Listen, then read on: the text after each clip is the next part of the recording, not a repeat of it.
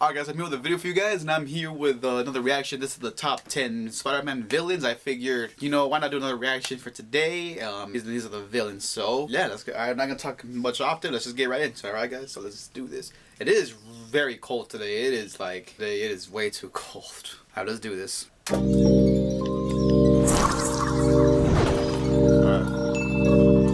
Have a pumpkin, dearie. The memories. These are the greatest foes to try to squash the web slinger.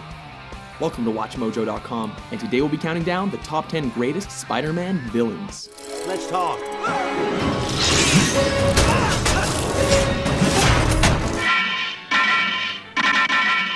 Those flappers can't move fast enough to catch Spider-Man, Docky.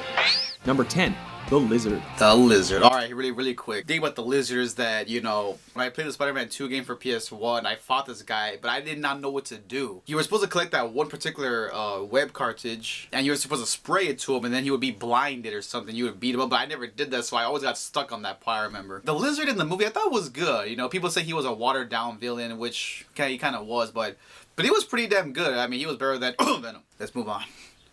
Kicking off our list is Dr. Kurt Connors, the chemist who experimented with lizard DNA to regrow his lost appendage.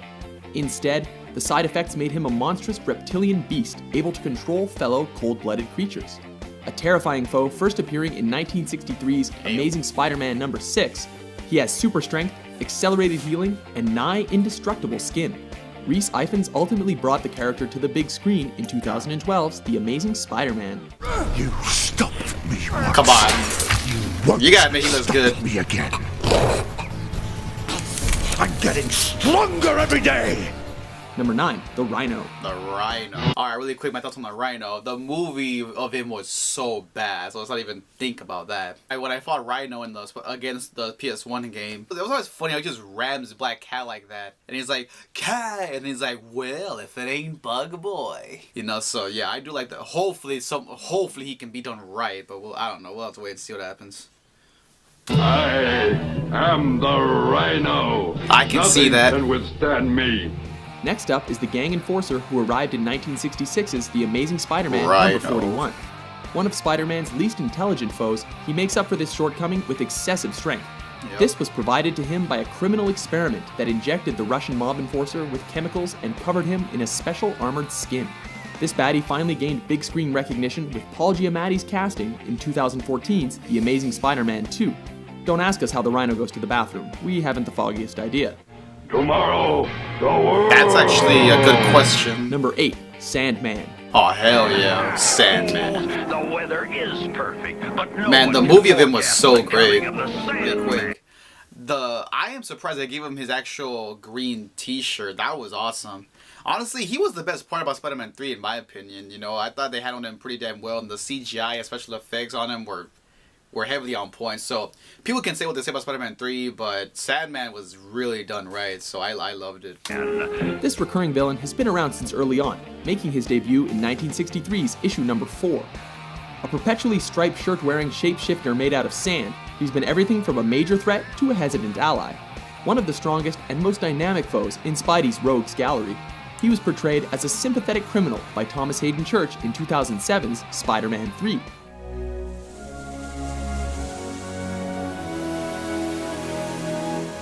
Number 7, Electro. Yeah. I'm Electro! From animals and sand to electricity, Maxwell Dillon was a simple technician that became a living superconductor after a freak lightning strike. With a power like that, the only natural thing to do was to cause trouble for the friendly neighborhood Spider-Man. He has electrified readers since 1964's issue number 9, and fans finally got their big screen desires fulfilled when Jamie Foxx was cast to shock the big screen in 2014's The Amazing Spider-Man sequel. Number 6, the Vulture. Vulture, alright, really quick. But yeah, I didn't like the movie version of Electro. It sucked. But the Vulture, though, now, the Vulture. This whole time when I saw the Vulture, I'm like, who the hell is this guy? Like, what kind of weird villain is this? You know, and I never took a liking to him. I'm like, I don't really care. But when I saw the glimpse of him, or when I saw him in the trailer for Homecoming, I'm like, okay, he looks pretty damn good. and it's Michael effing Keaton, you know. So I'm like, all right, this should be good. And I watched Homecoming. I'm like, man, the design on him was amazing. Michael Keaton killed the role. I mean, he is Batman. Now he's the Vulture, you know. And man, that was great. So whenever I think of Vulture, I think of the movie version of him. So yeah, pretty damn good. Geriatric villain is an old buzzard who arrived way back in 1963's issue number 2. A businessman and talented electronics engineer, Adrian Toomes became obsessed with gaining the ability to fly. However, when his business partner robbed him, the harness contraption he created became the tool he would use to claim his revenge on the corporate vulture that did him wrong. Of course, Spidey's interference got him on Toomes' shit list. Man, this is a sweet ride. That sunroof come standard? Uncool! Do you know what these spider suits cost? Number 5. Kingpin. This mastermind and crime boss may have become best recognized as the archenemy of Daredevil, but he caused trouble for Peter Parker first and continues to do so. Wilson Fisk first appeared as New York's criminal kingpin in 1967's The Amazing Spider-Man number 50, fooling readers into thinking that he's all chub and brains. Approximately 2% of my body mass is fat. Allow me to show you what 350 pounds of muscle is capable of. Number 4, I don't wanna Carnage. Cassidy. Ho, ho, ho, ho. All right, so I'm pretty sure we can all agree that Carnage is just a nightmare. I mean, this guy could give Joker a run for his money. So, and the little story about Carnage is that really quick. So I played the games for PS1, and then when I got to Carnage, his voice is just amazing. I don't know who did the voice for him in the game, but the way he's like, "What color do you bleed, Spider-Man?" And then, of course, who can forget the "nice try"? Hey. So, oh my god, this guy is just, man, he is just a beast. And apparently he's gonna be the main villain in well, hold on, let me check something really quick. All right. And apparently he's gonna be the main villain in the Venom solo movie, so that's something to look forward to, if that's even true. But yeah, so, oh my god, this guy is just, man. And clearly I'm not wrong either that when people say that he's like people's worst nightmares, you know. And I would love to see him go up against the Joker. That would be epic. Just like, what would Joker do against a guy like this? Yeah, because Joker, he of course, you know, he gets in people's head. He's been able to get in the head of Batman and Superman, but can he get in the head of Cletus Cassidy, who is literally just a psycho? You know, beyond a psycho, actually. So yeah, this would be something I would love to see that. But yeah, I love Carnage. He is gone. There is only Carnage! The name says it all. An alien symbiote spawned from Spider-Man's other doppelganger, Venom. This creature made its host out of psychotic serial killer Cletus Cassidy. A relatively late and decidedly edgy addition to the Spider-Man universe, Carnage arrived in 1991's issue number 344. He's so powerful that Spidey has been forced to do the unthinkable and work with Venom to take him down. Stop! Spider-Man is ours, and ours alone! You may be our spawn, but that won't keep us from destroying you. Number 3, Venom. Speaking of Venom, here he is at number 3, out to prove that the suit... So yeah, so Venom was like the main villain that I grew up with the most, you know, and unfortunately, oh my god, who thought Topher Grace was like the best casting decision? Like, seriously.